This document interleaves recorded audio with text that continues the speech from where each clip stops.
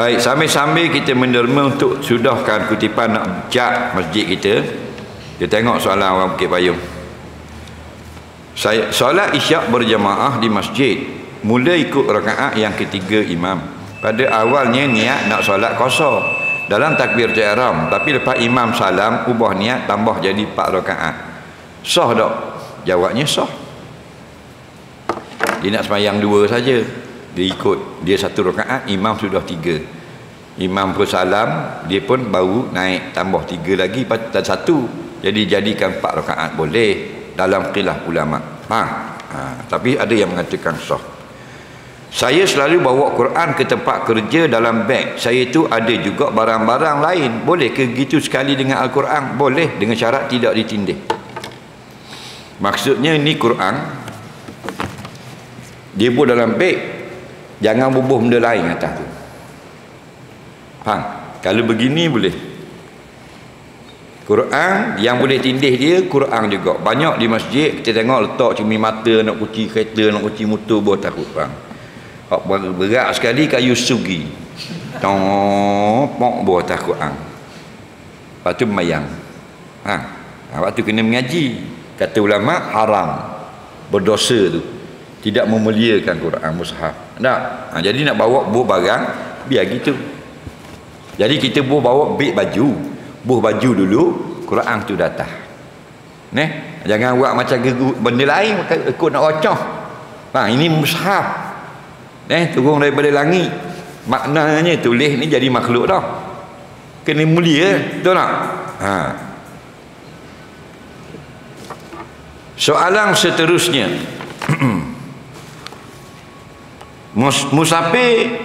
Musafir masbuk ikut imam yang tidak tahu imam rakaat berapa.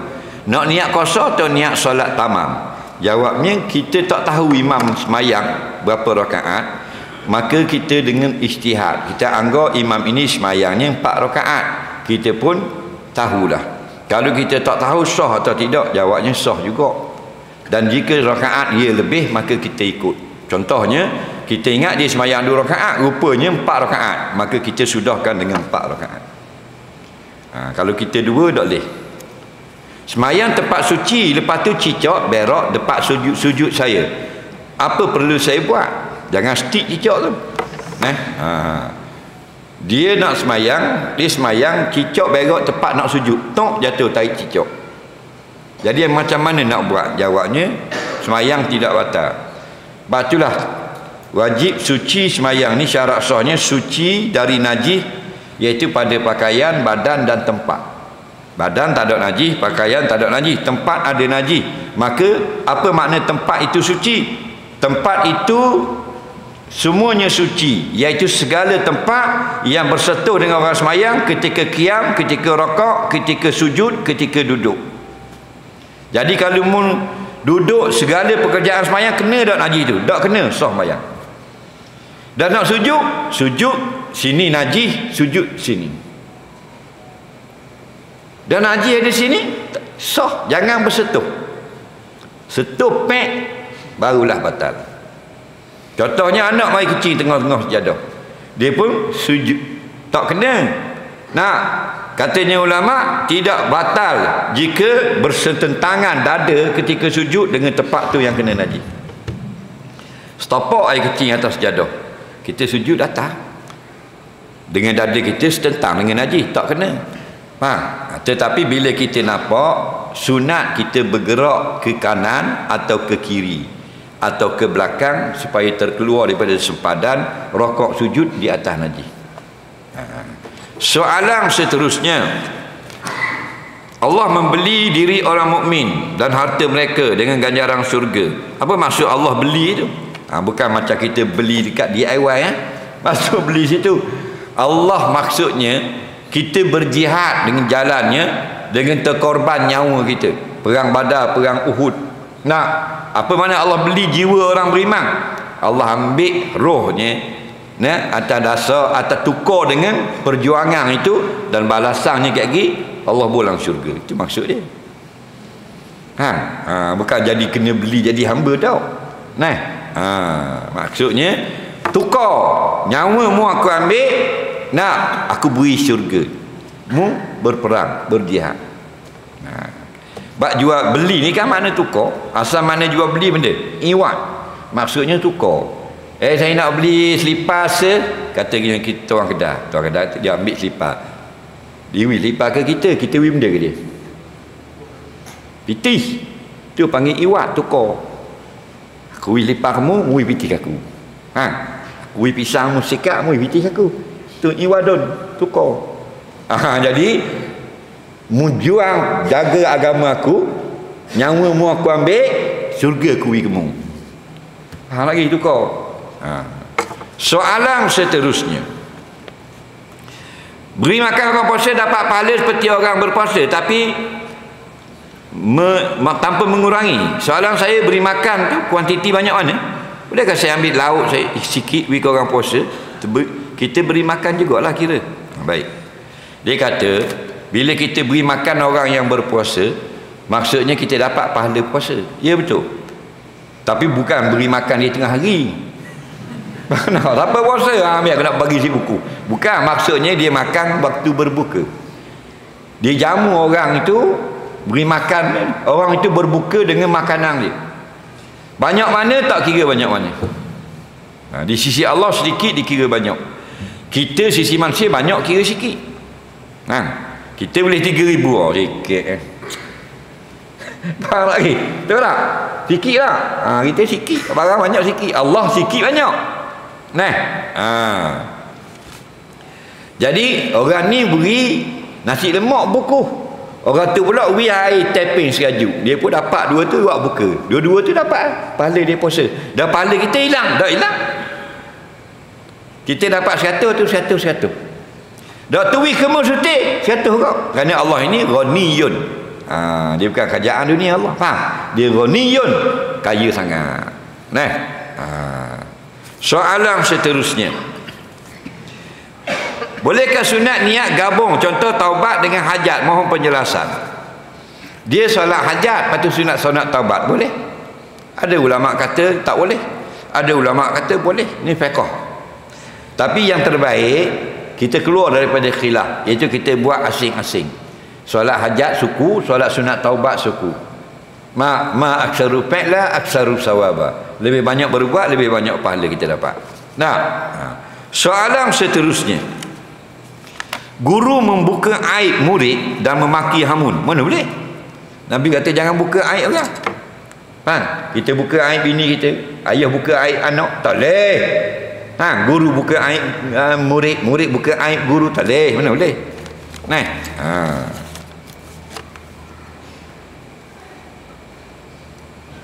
Bagaimana Ustaz, harta orang tua adik-beradik tak nak buat terekah, pakat buat senyap je. Bagaimana dengan si mati? Ayah mati tinggal harta, adik-beradik senyap belaka dak bagi. Dah ayah buat ni, ayah tanah. Dah dalam kubur, orang kata terseksa, dak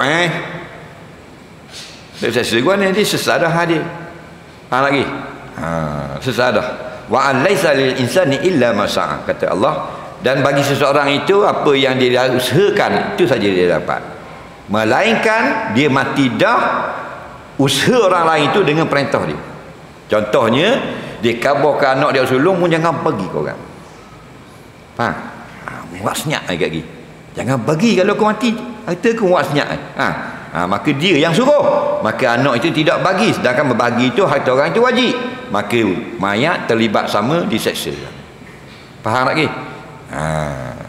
Kita suruh anak kita semayang, tapi sampai kita mati kita tak tanggung lah. Dan anak kita tak mayang pula pas kita mati, dia mayang pasal kita hidup ke itu. Kita mati dia pun tak mayang, kita tak tanggung sebab kita suruh dah mayang. Dia kata tanggung ni kita suruh. Jangan mayang dah, ingat jangan mayang. Faham lagi? Nampak tak? Maka anak dia taat, dia tak mayang. Sekali anak dia tak mayang, anak dia berdosa, dia pun kena azab dalam kubur. Sekarang so kena kata pula, kerana dia yang suruh. Jadi ni kalau awak senyap harta, awak siapa? Waris tak? Waris. Dan nak bagi ya, pergi ke amanah raya. Ini satu jabatan yang ada hitam putih. Buat report harta si mati, ni si mati. Maka dia akan ada perintah mahkamah untuk diparaidkan. Mak adik-beradik ni hak. Apa hukum TikTok? Bimbanglah anak-anak dara zaman sekarang. TikTok ni macam tali bising. Syekh Abdul Qadir Al-Mandili disebut dalam kitab Mutiara yang Indah, itu fatwa-fatwa dia. Hukum televisyen dia kata tidak ada hukum, melainkan tengok konten, isi dia. Kalau isi dia rencana, kita tengok rencana kisah ulat bulu belawang ikan paus, nah, kisah gunung berapi, kisah apa, itu haram. Jawabnya ulama. Faham lagi? Dan mu tengok benda yang haram, haram lah.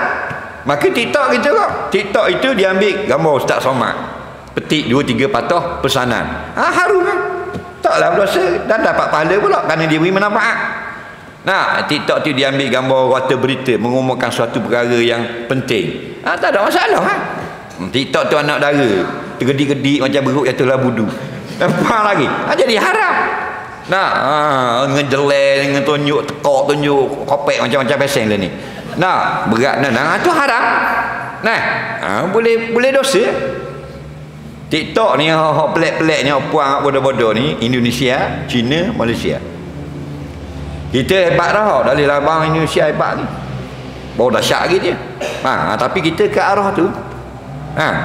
Sebab apa? Sebab kita sendiri jadi pelakon model, kita akan jadi fotografernya, juru gambar, kita jadi pengarah, kita penulis skrip. Mana kita belaka seorang. Gila babi lah orang ni. Seorang lagi belaka. Faham lagi? Tu jadi punah. Nah, pelakon-pelakon tu dia lakon pengarah orang lain gitu. Mana? Kerana dia berbakat. Nah, orang ambil berlakon dan sebagainya, masuk pilih, masuk apa tak. Nak dia seorang. Nak tunggu orang ambil, bila nak ambil pandam dia. Jadi buat diri senang. Nah. Kawan dia tu, lep ramai lot yang buat gitu.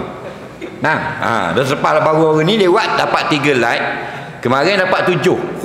Print screen. Kalau 10 like buat si bunyi. Kenapa? Kerana mereka ni jenis-jenis ni, yang pertama hubusyah, suka viral, gila kepada suhu. Faham lagi? Itu penyakit mazmum, sifat mazmumah, nak suhu. Nak suhu dak suhu tinggi langit pun tak apa, boleh tinggi busuk anak-anak tak apa dah, nak ke suhu. Itu penyakit tu, penyakit darah dalaman. Akhirnya nak ke suhu, dak kira dah. Kalau pakai telekong orang dak minat ni tengok. Pakai ketak kek, pakai seksi kek. Bedok buat bicu sikit. Akhirnya habislah. Jadi habis hilang malu belaka dah, dok malu sikit dah. Pakai nak tunjuk muka dalam TikTok belaka, pakai nak tunjuk lengan, pakai nak tunjuk tiok, pakai nak tunjuk perut, pakai nak tunjuk punggung. Kenapa? Kerana mereka sudah hilang maruah. Faham lagi? Yang tak ada maruah, waqarna fi buyutikunna. Duduklah kamu wahai kaum perempuan muslimat dalam keadaan sangat mulia. Buyutikunna tu bukan syarat, duduk tu dalam keadaan mulia. Dah mulia pun macam anak onyek itu. Soalan seterusnya,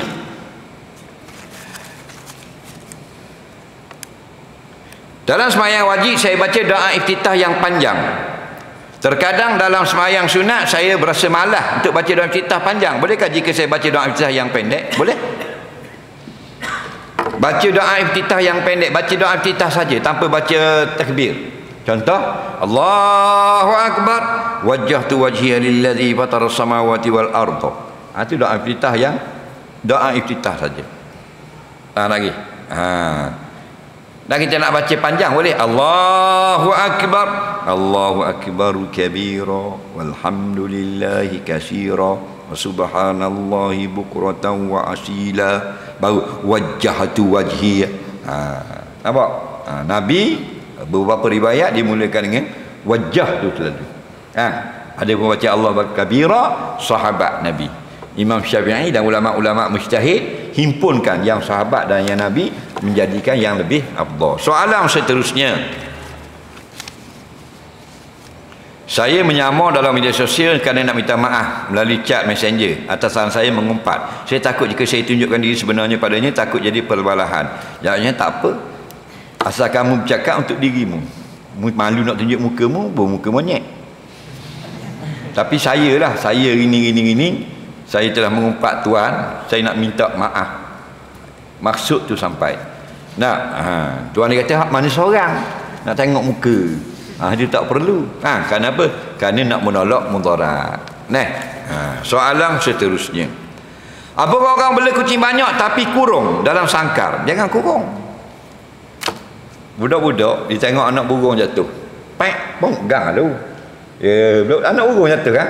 Pegang tu dak lepas. Pahamu aku, pahamu aku mu. Pasing itu apa lembek anak burung.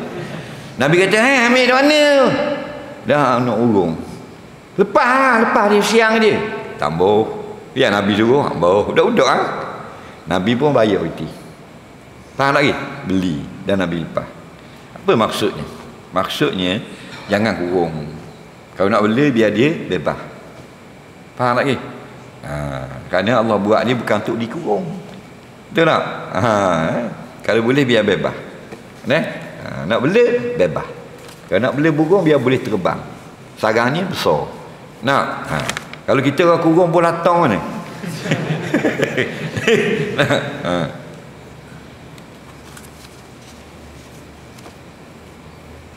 Saya ni banyaklah tak betul, wuduk sudah betul, solat tak khusyuk, masuk Fatihah sudah hafal.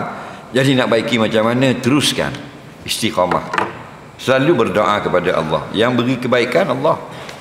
Ilmu itu dia jadi macam tangga saja. Nak duduk dalam majlis ilmu, cuba amalkan dan jangan tinggal berdoa. Kerana kesempurnaan itu datang daripada Allah. Belakang saya ada banyak bitik-bitik. Adakah itu daki halang air mandi wajib? Bitik-bitik dia pula. Jadi kalau kadang-kadang minyak kita dah tahu kok. Nah, dah nampak lagi. Kalau benda tu daripada kulit, jenis warna-warna yang ada timbul pada kulit itu tak masalah. Dia tak boleh benda lain. Minyak utuh apa lama. Nah, kerja pamen tapi mandi tak je biru belakang. Dah 8 tahun jadi bitik habis. Nampak macam gambar spoket ada macam-macam pesen. Tak. Kalau tu benda lain tak boleh. Waktu dia manik min musulma ila al-udwi. Itu penghalang daripada sampai air kena tangga. Nah. Tapi kalau mana bitik-bitik tu maksudnya tubuhmu tak ada masalah. Dia agak kot ni. Bolehkah saya niatkan untuk sedekah pahala amal ibadat baca Quran, sedekah zikir pada orang yang saya pernah mengumpat dan zalimi? Boleh? Sampai tak sampai biiznillah. Kita ikhlas insya-Allah. Saya bangun nak mayang subuh lewat. Sepuk-sepuk subuh ambil. Tengok-tengok ambil air semayang, tengok-tengok air semayang rasa nak berok pula. Jadi nak kena mayang dulu ke berok dulu? Dah biarlah. Dah suruh tanya tau. Ujur kau. Dia nak semayang dah lewat dah. Nak berok pula. Nabi kata jangan semayang dengan bertolak-tolak dengan hadas. Maksudnya kalau berasa nak buang air, nak kecing, nak berok atau nak ketuk, dia ada dua jenis. Satu dia panggil rasa sedikit. Bila rasa tu sedikit, teruskan solat dulu. Contohnya dia nak mayang subuh tau, orang qama Allahu akbar, ada rasa sikit macam nak kecing, solat dulu. Faham tak ke? Rasa sikit macam kena berok sikit solat dulu. Tetapi jika kritikal, berat sangat, nak kecing macam nak kecing, nampak? Nak berok, berat pula nak berok, faham? Maka sesak, qada hajat dulu. Itu maksudnya. Kenapa? Kerana membesarkan Allah. Oleh kerana kita nak membesarkan Allah, maka berok dulu. Kalau kita nak kecilkan Allah, kita semayang dulu. Tak mana gitu. Kerana semayang ini akimis solata, dirikan semayang li zikri, untuk ingat kepadaku. Kita ketik-ketik nak berok, kita pergi semayang juga. Allahu akbar. Ingat Allah ke ingat berok? Jadi mu semayang dulu, mu sudah mengecilkan Allah, membesarkan jamban. Tapi kalau mu nak besarkan Allah, mungkin sesat pergi berok dulu. Lega belaka dah, mumpun semayang li zikri, ingat kepadaku. Itu maksud dia. Bahkan dalam semayang boleh berhenti. Faham? Contoh rakaat pertama semayang subuh, rasa sedikit nak kecing, jangan berhenti. Sikit rasa. Sikit nak ketuk. Sikit rasa nak berok. Lah gitu, jangan layan. Teruskan semayang. Tapi kalau kritikal, apa maksud kritikal? Dia sudah mengganggu khusyuk kita. Patutnya kita ingat Tuhan, tak ingat dah. Maka hak mana dulu? Berhenti semayang dulu.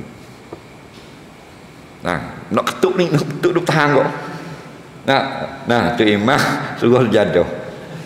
Faham lagi, baru bismillah. Nak ketuk. Lalah kulit kat mulut. Keluar kat mulut. Faham lagi. Ini naik tak kata tendang. Ini masalah. Jadi boleh kentut dulu dan keluar pergi ambil wuduk semayang semula. Kenapa? Kerana nak membesarkan pekerjaan semayang. Kalau mau kita tebang semayang juga, mana merengah-rengahkan semayang. Kita malah dah nak tu beak, habis main gitu. Jadi tidak ada makna dah semayang. Tapi nak ketuk tadi jangan ketuk dalam saf. Faham lagi? Makna keluar, kira kita jalan tu batal dah semayang. Faham? Jalan dia ketuk di luar tu. Tu maksudnya. Ada orang salah faham, dia ketuk dalam sah dah. Dalam sah. Sambil jalan jadi kita 15 sah tu gini mo. Rosak habis orang. Faham? Nah, maksudnya keluar dulu dia ketuk luar tu. Dak tengah jalan tabung. Tabung dia tu. Nah, api nyanyi orang. Orang nak semayang. Kena faham baik. Soalan seterusnya. Saya solat tiba-tiba ada bunyi letupan macam mercun. Saya terkejut, saya kata lepung. Netuk dengan solat saya tadi tak batal. Tak batal. Jika kita tengah semayang, kita terlupa tengah semayang, lalu kita berkata-kata, maka dimaaf jika sedikit, tidak maaf jika banyak. Ni ingat tu lah. Ni ulama-ulama fiqh ada sebut dalam kitab Majmu'. Yang Anah pun ada. Patut korek ada dah. Lebih kurang mana? Lebih kurang dalam kitab Biawi Sabilal Muhtadin, Hidayatul Sibyan ada, Kifayatul Muhtadi. Sedikit itu lebih kurang 6 perkataan ke bawah, lebih kurang. Kerana membilang perkataan Nabi yang tersalah apa benda ni, salam setelah 2 rakaat solat zuhur. Faham lagi? Lebih kurang 6 ke bawah. Kita tengah mayang, bini kata, bang jadi dah nak pergi bandar? Jadi. Mayang. Jadi tu satu perkataan. Faham lagi? Pukul apa nak pergi? Jatuh. Pukul apa nak pergi bandar ni? Kabar dah kan pukul 6. Kabar dah kan pukul 6. 5, maaf. Faham lagi? Tapi tak sengaja. Faham? Kalau sengaja, ya batal. Walau ya tu 1 detik dia panggil satu ton. Faham lagi? Tapi dia ifham, memberi faham. Batal. Kerana ya. Abang duduk mayang ya. Faham lagi? Salah tak batal. Sengaja ya batal. Kalau tidak sengaja banyak, tu batal lah. Tak sengaja tapi banyak. Faham lagi? Macam kita nak makan nasi, bini tengah tayak apa mayang lahu. Kita kata kat ana belacang ayai. Kita tak tahu bini kita tengah mayang, bini kita orang kabar sama kan depan puyuk tekak 2 tepi pinggang belah kanan tu. Sudu-sudu tu yang pun semula buat tak pinggang. Allah banyak benar. Dak apa dah asal rapang jadi banyak gitu. Pasal hakikat dia gitu. Tahu tak? Jadi kita jawab gitulah, orang lelaki juruh apa? Kalau buat batuk. Batuk. Macam tengah mayang, nampak anak tengah panjat kursi dia, kita buat batuk, anak dengar itu mula. Sengaja. Sengaja 2 detik batal. Buat batuk untuk anak tu turun. Batal. Jangan dia. Batal. Macam kucing kita tengah makan, kucing pergi kat nasi. Wish. Batal. Kerana kita ada khitab dengan orang lain dengan sengaja. Faham lagi? Tapi kalau kita sengaja kerana lekat tekak boleh. Kita nak baca pedih tekak. Tak apa. Nampak lagi? Tapi kalau untuk anak, awak sudah berhubungan dengan orang dalam semayang, batal. Cakap dengan orang ni, faham? Itu panggil mukhatab. Ada yang kita hadapkan ucapan kita. Nak? Tu kena hati-hatilah. Banyak kali dah buat dah. Tak apa, lain kali jangan buat.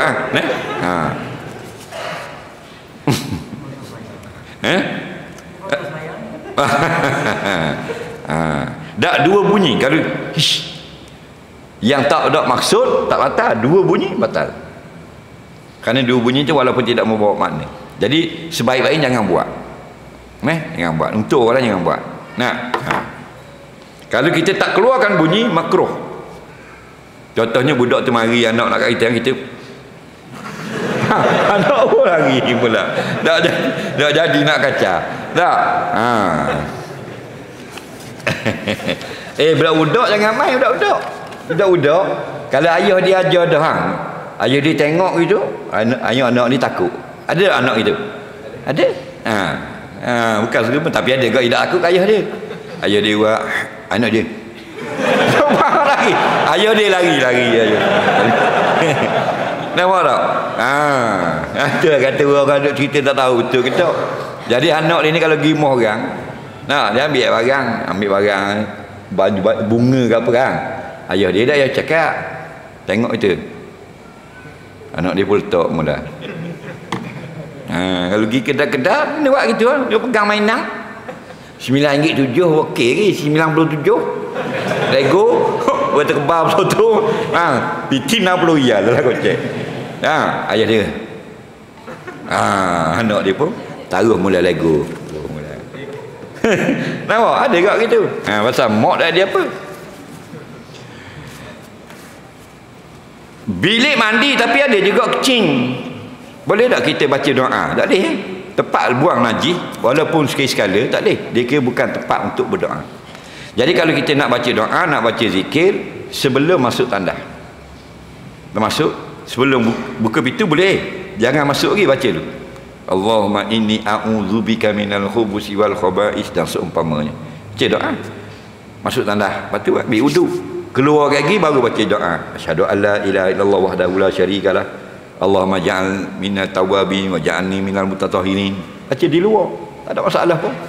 Kenapa? Kerana tempat ambil itu bukan tempat ambil wuduk biasa. Tempat kecing pun ada juga. Tapi kalau tempat wuduk saja, ada setengah rumah dia buat tempat wuduk. Tak ada kecing situ, tempat wuduk. Tak apa. Itu boleh berdoa situ. Kalau bismillah saja. Kalau bismillah saja. Kecing atas telaga, benar? Kalau bismillah. Bismillah. Dah boleh pasal sebut nama Allah. Nak sebut je kan, sebut ni bis. Bis tak apa. Lepas tahap solat maghrib saya makan nasi tapi wuduk tak batal lah. Tidak kencing lah dan tidak kentut. Dan bila masuk waktu mayang isyak, adakah perlu saya ambil wuduk semula? Siapa yang sudah ambil wuduk dan semayang maghrib, lepas tu mari mayang isyak pula, tak wajib ambil wuduk baru. Kerana wuduk dia belum batal. Tapi sunat. Faham lagi? Yang tidak sunat dia ambil wuduk, tak guna lagi untuk semayang, ambil wuduk pula. Itu tidak disuruh. Kalau suruh gitu, tak sudah kita. Ada duduk dalam bilik air, pas wuduk, wuduk. Biar wuduk kita itu sekurang-kurang digunakan untuk satu solat. Jadi boleh.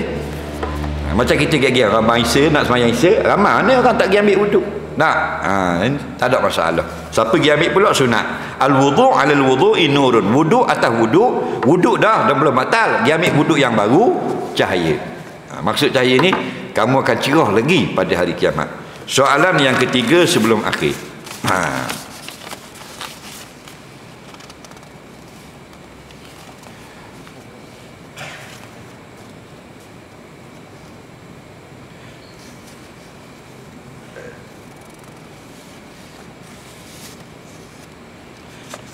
Seorang suri rumah tak bekerja, suami, bolehkah saya sedekah dengan duit suami? Saya bagi tiap-tiap bulan tanpa minta izin darinya. Baik, suami bagi bitih ke dia sama.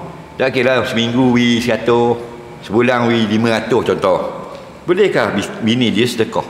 Boleh ya. Suami itu wi benda bitih tu, wi berhutang ke benda? Beri hutang ke bagi saja ke kita? Dia hak. Jadi hak kita ya. Yang tak boleh tu pitih suami. Suami kata ni buat bayar elektrik RM100 pergi sedekah. Tak boleh ya? Dah we ke kita dah bebas. Kita nak beli, nak sipang, nak beli emas, nak beli apa boleh. Nak. Taurat, Zabur, Injil, adakah yang original masih ada? Jawabnya tidak, mustahil. Cuma diceritakan oleh pakar-pakar sejarah sudah tidak ada. Dia pakar-pakar lah. Nah, Allah Maha mengetahui. Yang dipelihara tidak akan rosak, tidak akan boleh ditukar sampai kiamat, Al-Quran. Jadi kita nak kata boleh jadi padri dia sipang sini, sipang situ, nak bercakap biar ada fakta. Cuma pada jalan umum, tidak mustahil. Boleh jadi sudah hilang binasa, boleh jadi tersimpan di mana-mana tempat dan orang tidak tahu. Cuma oleh kerana tidak ada dan benda sudah lama, dikira sudah hilang. Yang dijaga ialah Al-Quran. Sah orang perempuan takbir itu mula-mula tengah-tengah ke atau ke arah imam. Orang perempuan duduk di tengah-tengah, betul-betul di belakang makmum. Ni imam, ni makmum, nak start mana? Di belakang. Yang paling payah dilihat di belakang. Yang mudah dilihat ada kiri dan kanan. Sebab tu lebih jauh lebih afdal. Lebih jauh lebih afdal. Orang perempuan kan? Adakah wujud solat sunat qabliyah solat Jumaat? Jawabnya wujud kalau ada solat Zuhur dan ada pengganti bagi Zuhur. Baik, hari semayang Zuhur. Semayang Zuhur ada tak qabliyah? Ada qabliyah. Semayang Jumaat ada tak qabliyah? Itu masalah. Jadi ulama-ulama berkhilaf dalam masalah ini. Imam mazhab 4 pun dua pendapat. Satu pendapat mengatakan tidak disunatkan. Pendapat yang kedua disunatkan. Dua-dua ni benar belaka. Kita ikut pandangan Imam Syafi'i rahimahullah ta'ala, dan ulama-ulama mazhab Syafi'i mengatakan ya, sunat qabliyah Jumaat. Ada dalil? Ada. Kerana setiap solat yang wajib itu ada qabliyah dan ba'diyahnya. Itu dalil yang umum. Baik, solat wajib itu kena tak di solat Jumaat? Berjemaah wajib tak? Wajib. Maka masuk dalam hadis tadi, ada sebelum dan selepas. Faham lagi? Jadi dalam mazhab Pak yang mengatakan tidak sunat, siapa yang mengerjakan solat sunat qabliyah Jumaat, maka itu mengikut pandangan imamnya, hukumnya boleh. Situ beza. Adapun Wahabi, mereka berpegang dengan tidak sunat dan menyesatkan orang yang melakukannya. Situ beza Wahabi. Faham? Lepas tu kena ikut Islam, jangan ikut Wahabi. Suka sesak orang. Soalan yang terakhir,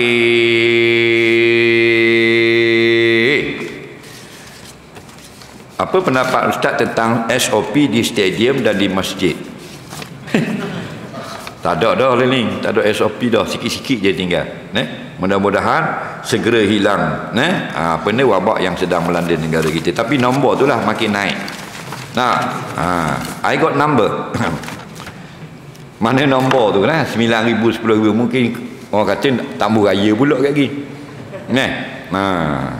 Permainan angka dia panggil.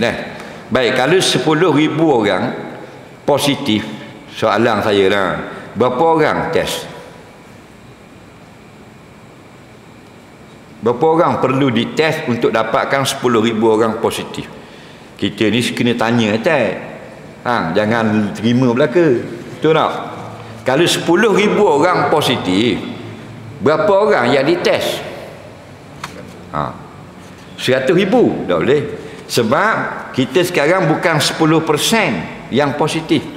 Faham lagi? 0.4%. Bermakna perlukan dalam 800,000 atau 700,000 orang yang dites dapat 10,000 positif. Betul tak? Jadi kalau kemarin 9,000, kemarin dulu 88, kemarin dulu 87, kemarin dulu 92, kemarin dulu 91, maknanya setiap hari 600,000, 700,000 orang yang dites. Mana gambar orangnya? Faham lagi? Jadi benda itu bermain dengan angka. Faham lagi? Ke tak betul? Ingat tak hari itu 20,000? Ingat tak 20,000? Ini 20, 28, esok 21, 2, lusa 19, 9, lusa pula 20,000 pula. Bermakna atas sehari itu perlukan lebih kurang 1 juta orang yang dites. 1,000,000 orang, esok juta pula. Dan kutip dari mana tu? Nak beratur lama mana 1,000,000 orang test hari. Jadi jawapannya masing-masing jawab sendirilah. Betul tak? Cuma kita tanya je. Nak berapa orang diperlukan untuk, kalau 8,000 positif, berapa orang diperlukan untuk dites, diswab? Betul tak? Takkan 8,000 tu kita test 10,000 dapat 8,000. 80% pula dah. Nak? Jadi masing-masing jawablah. Oh ni jawab gini, tak jawab masing-masing. Orang ni kata betul tak betul. Tu kata tak, ni drama swasta. Ni filem Melayu lama, ni Hindustan, macam-macam kau andamu lah. Tapi sekurang-kurangnya kita yang waras ini harus mempersoalkan.